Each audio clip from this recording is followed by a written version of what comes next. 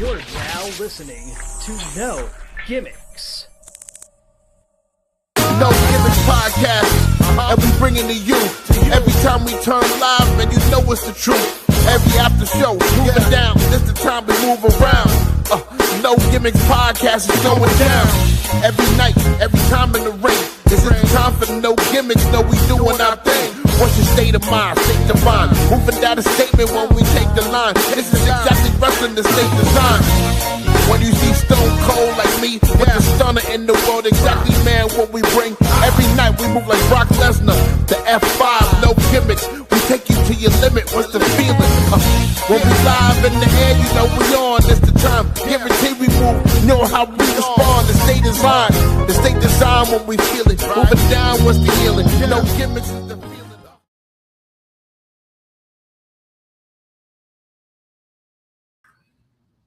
Yo, what is up, everybody? Welcome back to No Gimmicks Podcast. Let me know if you can hear me off the rip, because last night I went live. I hope my mic is doing the damn thing tonight. Yesterday I went live and, it was tripping on me. So want to make sure everybody can hear me, make sure I'm good. Great. Awesome. All right. Welcome back. WrestleMania 42 is in history books, ladies and gentlemen. It's been a weekend. It's been a week. I'm ready to go back home. But overall, what's everybody's thoughts? Let me hear your thoughts. And while you guys are typing, while you guys are interacting, first of all, thank you for showing up. I'll let you guys know what night one was for me, and then night two. Night one's going to be a quick recap. We could throw that away. we could throw that all the way away. We can get rid of it. We don't need it. Night one, we'll pretend that didn't happen. Night two, in the building, bro. I was in the building tonight, and I cannot convey in words how awesome it was tonight. Tonight was a good night in the building. And I'm comparing this to last year because I was in the building for last year. This was the best night in Allegiant Stadium by far. By far, it was the best night. It was from beginning to end, and I like that they kicked it off with Brock versus Oba. I really do love that. I love that was the tone set. It was great. The audience loved it. The audience was interactive. They did their thing, man. I can't say much. I was there for night one last year. My camera deciding it wants to act stupid when it worked all day. But yeah, it was. I was in the building for night one last year. Night two this year. Night one was the better night, and it may be me. I may be the curse. For real. I may just be the curse. Hold on one second, guys, because this thing is going to irritate me, and I don't want it to. Sorry. You can still hear me. But yeah, night one last year was a good night. And I thought night one was the better of the nights. And yeah, you're right. I might have to show up for both nights, man. Honestly, I may have to show up for both nights. I feel like I'm the good luck charm here, because I was in the building for night one, and I thought night one was the better of the nights last year. Like night two this year was amazing. But I thought overall this was the better of the nights in since they've been in Allegiant Stadium.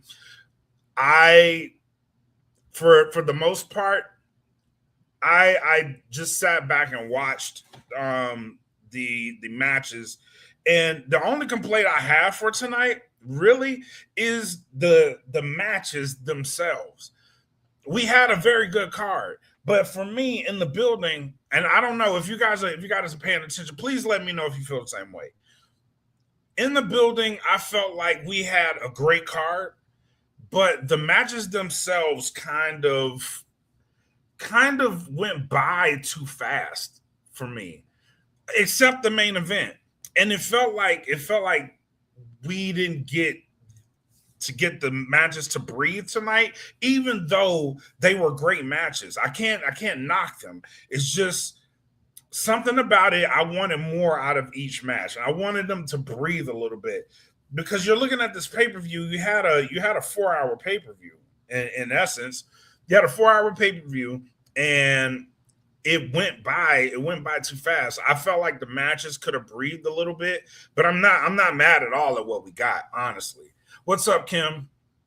And Max says you may have to show up to both nights.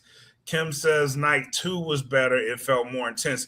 I got to tell you guys, in the building, it was up from the moment they went on air. It was up, and it stayed up. And I don't know what I'll have to go back and listen to it. But in the building, it was the only time it was really quiet is when they were going to commercials, and the crowd were booing the commercials. And that was very interesting to me. And another interesting thing to me that happened, green shirt guy got an entrance. I don't know if anybody saw that. Like, he actually got an entrance when they introduced the commentators. I was like, that's kind of weird, but that's neither here nor there. But match by match, I give Sammy versus Trick, great match. Oba versus Femi, honestly, probably if it wasn't for the main event, Oba versus Femi would have destroyed that card. But the main event itself, Roman versus Punk, and Jade versus Rhea, I thought Jade versus Rhea was a really good match. I just wish that one was a little bit longer. But honestly, this night was amazing. It was an amazing night. The crowd made tonight. And being where I was, I'll drop pictures. I'll do my drop. This will be the last drop for Mania. But overall, man, I cannot complain about night 2. Not at all. Not at all. So I'll leave it open to you guys. What are your thoughts? What are you thinking? What is your letter grade for WrestleMania 42? We can skip night 1. We can just go night 2. What is your grade for night 2 of WrestleMania? I'm gonna give this one an A-. The only thing that stops it from being an A+ for me is the match length, honestly, because the match lengths themselves. And look, there's Mac. Obafemi versus Brock was 444, but you kind of needed it to be a short match. I wish we'd have got a little bit more of a squash. I'm honestly, I'm not mad at that, but the surprise of Brock retiring after, that was a surprise in the building. That was people didn't see that coming. I didn't see it coming either. I thought he would have waited until SummerSlam, because SummerSlam is in Minneapolis. I thought he would have did it there. Hopefully there's a story there that we're building to, but the way they were acting when he got out of that ring and he went up the ramp, it seems like that's it. And yeah, look, thank you, Mac. You coming through with the times. Trick versus Sammy, 707. Finn versus Dom, great match, 10:26. Rhea versus Jay was 10:08.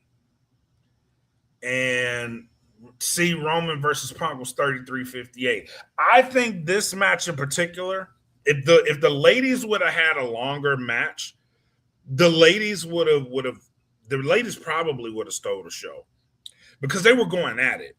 They were going at it. And Jade really showed tonight that she put a lot of crow in people's mouths. Honestly, she put a lot of crow in people's mouths. I thought she performed phenomenally tonight. The reversals, the counters, the overall ring IQ, and how she was moving around the ring. She controlled the ring for a portion of that match. I thought she was I thought she was spot on tonight. Mac, this was Jay's best match. And sitting on that, he's like, where I know you talked about the pacing. How do you feel? Again, the pacing of the show I thought was faster than last night because we did get to the main event fairly early. I thought the pacing of the show was better than last night. However, the matches themselves, I thought could have been longer. They could have been longer. If you're having a 4-hour pay-per-view and looking at these times you put up, like this should not be your longest match. Well, I mean it should be, but it shouldn't be your only long match. It shouldn't be your only match of that length. Especially when you have titles on the line. You have Trick title on the line. Finn Balor versus Dom. There's no reason that match goes longer than a championship match, right? And that's what I'm talking about. It seems like we could have let some of these matches breathe a little bit, but that's neither here nor there. And it may sound like I'm crapping all over it. I'm really not. It's just preference for me. I would have wanted way more servings on these matches, honestly. Kim says, where were you sitting? I was in the 200s in section 214. And honestly, that's not a bad seat. But Allegiant it's really no bad seat in Allegiant, honestly. If you look at the stadium, it's for a stadium that big, it's actually really intimate, honestly. And it's kind of like Cowboy Stadium, AT&T Stadium, where the view is perfect no matter where you are. Oh, better entrances tonight too. Yes, I agree with that. Speaking of entrances, the best ones, and I'm talking crowd reaction, Trick Williams, Rhea Ripley. Those were the best two tonight. The crowd just ate both of those entrances up, especially Rhea's. I thought until the main event, I thought Rhea Ripley had one of the louder reactions in the night. But her entrance, bro, that arena went ballistic. For her, Oba, and Trick. They went crazy. Oh, and the main event too. The main event. CM Punk's entrance. For those who don't know, he went back to his ROH entrance. Oh my goodness. That was fire. It was really fire for him to come out with that. I'm glad they shelled out the money for it. It was awesome. And then coming out to Cult of Personality, it was awesome. Night one main event was 22 minutes. If they're Russian matches to give us an epic main event, I'm cool. But Russian night one matches. Oh, I agree. And that's why I say we could get rid of night one. That it's no disrespect, but I'll say it. It feels like to me that they didn't really, and I'm talking TKO here, not WWE. It feels like TKO used night one as a lot of promotion. And it feels like they didn't put a lot of emphasis on what was happening night one. It was just promotion. And I don't know if night two is a result of night one. That could be the case. But they were way less heavy on the promotion tonight than they were last night. And it could be a case of them listening to the fans and still being like, well, we still have to promote a certain amount. It could be that. But I agree with this too. JJ said it best. PLEs need to go back to one night with packed cars. But the issue with that is WWE is getting into this 4-match format, right? You could consider the first 2 matches of both nights pre-shows because they don't have them anymore. But you could call Brock versus Oba and the ladder match tonight a pre-show without calling it a pre-show because it's on ESPN. It's free, right? Everybody's getting that for free. It's a pre-show, and then they go into the 4 matches on the main card. and then they kind of draw that out. That's their format now. That's what they're doing now. And it sucks. But it's them. That's their formula. You know what I mean? And hitting on that is I don't know if I like it being free, especially Brock Oba. That's the one. And the ladder match I was okay with. If you're gonna do that one, cool. But Penta's put in a lot of work. If you're wanting to hit that market, yeah, I understand that. I also understand Oba and Brock being on free television. But if the crowd, you have to read the room on this one. The crowd ate that up. They ate that absolutely up. The entire time they promoted this match, the entire way the crowd was into it. You don't give that one away for free. You got to put that one behind the paywall. That's what's going to bring them into the door. Again, I could be wrong on that. I could definitely be wrong on that. But I wouldn't have gave that one away for free. I probably would have switched out maybe Finn and Dom because that match didn't have any title stakes on it. And you already told us that you were giving us the Demon. I probably would have put that one on free TV because Dom is a big enough star that he does. And in the building, that was another surprise. In a building, Dom isn't really as hated as people think. In the building, he had there was a lot of people that were pro Dominic Mysterio in the building. And again, if reading the room is a thing, that guy should be primed for a babyface run. He should be because he's over. But you don't have to really change how he is. People love him just how he is, and that's very big. And then from Maggie says, my personal thoughts: the most impact with those entrances, you need it to be, yeah, especially Oba's. And that's the issue with starting that early. If they would have started at about 6 and got out of there, by the time that pay-per-view start, you had enough sunlight on the other side of the stadium where you could have had it dark. The only issue is the sun was still kind of mid when they started, and that affected the entrances.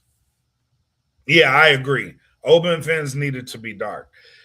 And I got to go back and look at it on television, but in the building, it didn't look too bad in the building. So I just got to go back and look at it and see what it you said the sunlight was messing up the visuals. I didn't read that part, my bad. But yeah. It it is what it is, man. But I only say what I'm saying because if you look at this week and being here this week, listening to the fans, listening to how people are making decisions now. People are starting to look at things like GCW and all of the other smaller shows. And there were a lot of people that came out here for not WrestleMania. They came out to do the other stuff like WrestleCon. WrestleCon was really popular. And meeting older stars and younger stars, and a lot of that hit. And for WWE, you needed to have a lasting impression. I don't know if this week or this WrestleMania will sit well with a lot of fans. I don't know that. Got to ask, of the two main events, which one was better and why do you feel that way? By far, tonight's main event. And it's no bias just because I was in the building. If I would have watched this on television, I would have sat and been interested in this one. And it's because of the buildup. And last night, one of my main gripes was that story didn't need Pat McAfee, and Pat McAfee was present in the match. With CM Punk and Roman Reigns tonight, you had the story of CM Punk saying, you always need your cousins. There's hatred between both of them. But CM Punk's thing was, you always need your cousins. You can't get the job done without your cousins' involvement. With Samoans, right? Put out the call to Samoans, and nobody showed up for Roman, right? This match tonight was between CM Punk and Roman Reigns, and no one else. No one else got involved. And the fact that no one else got involved and Roman still got the job done is part of the story, because now you have something to build off of. With last night, I don't know where they were going. I was confused. And that's just being honest. I was confused on where this story was going, because you injected so much stuff in it. And it just made it hard to follow. It really did. And going back, I don't know if night one will sit well with people. And regardless of what you did night two, people who paid for night one and were in the building for night one, they're going to remember that experience. But again, something Vince McMahon always says, all they will remember is the finish. And tonight, they put their best foot forward. We'll see if that means something to the fans. It really will. But one thing's for certain, or at least right now, one thing's for certain is you won't be in the States next year. How much damage is that going to do to WWE going across the water? And thoughts on how WWE is using Danhausen. This is one thing I think they are doing phenomenally. I think them using him in the comedic spots, Danhausen is very entertaining. I think they've done a great job with him so far. And it honestly is what they should have been doing with him in WWE. He doesn't really have to wrestle. But again, I'm sorry, AEW. He doesn't really have to wrestle. He can come out, be the comedic tone, go do his other thing, and it works. It works. And honestly, it got him in WrestleMania with John Cena, in the ring with John Cena. Not necessarily having to wrestle, but being a comedy act. And it works for him. So I'm not mad at that at all. Not mad at that at all. But overall, guys, I want to thank everyone before I get out of here. I want to thank everyone for following along this week, for just the overall positivity to not only myself here, but everyone at No Gimmicks, being engaged in a group, following along these lives, and just participating. I really do appreciate you guys. I really do. Because of you guys, I feel like this week has been a major success, and I look forward to getting back and contributing to where we've been working, because we've been doing some very meaningful work. It showed itself out here, just seeing the familiar faces in Vegas and the interactions I had with those faces that we cover here on No Gimmicks, and seeing them shine in Vegas it was amazing, man. It was awesome. So from the bottom of my heart, thank you guys. Thank you guys for always tuning in, for always giving me your comments. And I am ready to go home. I am so ready to go home, bro. I hope so, man. I learned so much this trip. I really have. It's been an honor and a pleasure just sitting and learning most of the time, watching people just work, getting in where I could, and just putting my best foot forward out here. And I know now it's just about being consistent. So that's what I plan on doing. But yeah, thank you guys. I couldn't do it without you guys' support. And that's what keeps me going. So Until next year of WrestleMania, we will talk to you then. But we will be back this week. We have some stuff going on this week that I think fans of Texas independent wrestling will absolutely love. And I can't wait to get back to that. But until then, you guys be safe. Take care of each other. Enjoy what you're gonna enjoy. Peace. And I know it's all business, all business, all business. We give them no gimmick. Yeah. And I know it's all business, all business, all business. We give them no gimmick. Yeah. And I know it's all business, all business, all business. We give them no gimmicks, gimmicks.